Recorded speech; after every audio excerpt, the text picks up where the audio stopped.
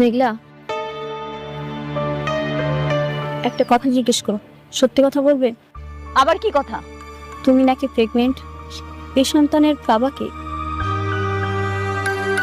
এটা কার সন্তান? আপনার কাছে কি মনে হয় যে এটা কার সন্তান? আমি জানি না। একবার মনে হয় অনেকের সন্তান, আবার মনে হয় অন্য কারো। আপনার স্বামীকে জিজ্ঞেস করেন নাই? সে আপনাকে কি বলছে এটা কার সন্তান? ও তো বলে এই সন্তান ওর নয়। তাইলে তো আর কিছু করারই নাই।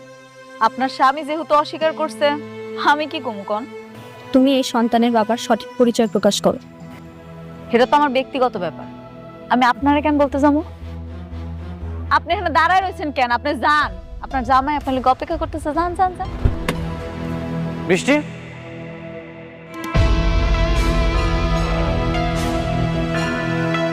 কি সব মানুষের সাথে কথা বলছো?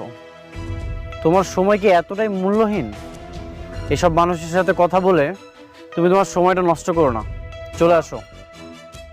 যান যান, আপনি আপনার প্রিয়তমা স্ত্রী লয়ে সুখে সংসার করেন।